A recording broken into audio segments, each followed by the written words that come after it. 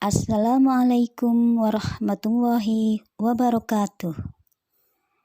Masih semangat belajar anak-anakku? Ya, kali ini kita belajar tentang adaptasi tumbuhan.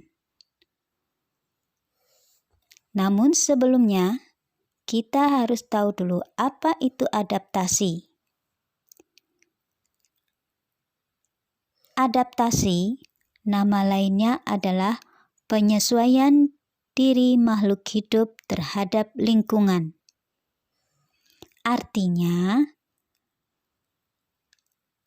kemampuan makhluk hidup untuk menyesuaikan diri dengan lingkungan hidupnya. Nah, apa sih tujuan adaptasi dan apa tujuan fungsi adaptasi? Tujuan adaptasi adalah menghindari kepunahan. Sedangkan fungsi adaptasi yang pertama adalah untuk memperoleh makanan. Fungsi yang kedua, menghindari diri dari musuh. Dan fungsi yang ketiga, bertahan hidup.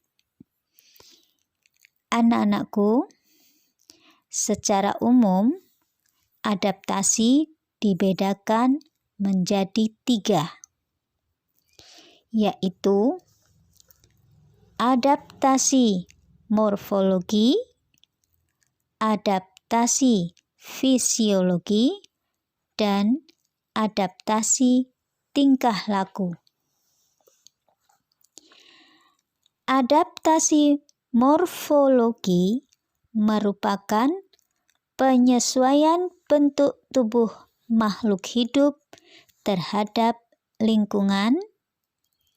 Contohnya, pada hewan seperti bentuk paruh yang bermacam-macam atau kaki pada unggas seperti bebek yang berselaput, kemudian antena pada semut, dan lain-lain.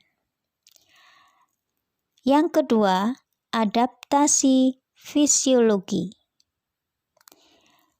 Adaptasi fisiologi merupakan penyesuaian fungsi alat-alat tubuh atau organ-organ tubuh makhluk hidup terhadap lingkungan. Contohnya, pada tumbuhan. Kalian tentu tahu bunga Rafflesia. Bunga Rafflesia akan mengeluarkan enzim untuk menarik serangga. Begitu juga pada bunga kantong semar. Akan mengeluarkan enzim tetapi untuk membunuh serangga. Oke, sekarang adaptasi yang ketiga, yaitu adaptasi tingkah laku. Adaptasi tingkah laku merupakan penyesuaian berupa perubahan tingkah laku. Contohnya, putri malu akan mengatupkan daunnya jika disentuh. Kemudian, cicak akan memutuskan ekornya yang sering disebut dengan mimikri saat ditangkap oleh musuh. Itulah secara umum tentang adaptasi. Pada kesempatan kali ini kita akan membahas tentang adaptasi tumbuhan. Perlu diketahui dulu bahwa tumbuhan itu dibedakan menjadi 3. Tumbuhan hidrofit, tumbuhan higrofit, dan tumbuhan xerofit. Tumbuhan hidrofit adalah tumbuhan yang sebagian tumbuhnya ada di air. Contohnya adalah kangkung, teratai, dan enceng godok, serta tumbuhan-tumbuhan yang lain. Ciri tumbuhan hidrofit adalah akarnya di air, kemudian daunnya muncul ke permukaan air. Tumbuhan yang kedua adalah tumbuhan higrofit. Tumbuhan higrofit adalah tumbuhan yang hidup di daerah lembah. Kami ulang. Higrofit adalah tumbuhan yang hidup di daerah lembab. Contohnya lumut, pakis, dan lain-lain.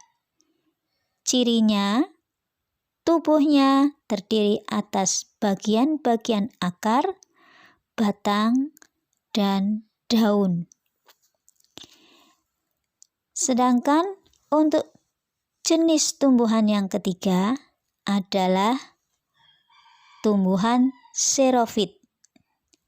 Tumbuhan xerofit adalah tumbuhan yang hidup di daerah kering.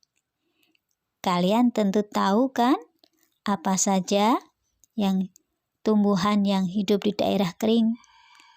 Iya, kaktus misalnya, atau lidah buaya.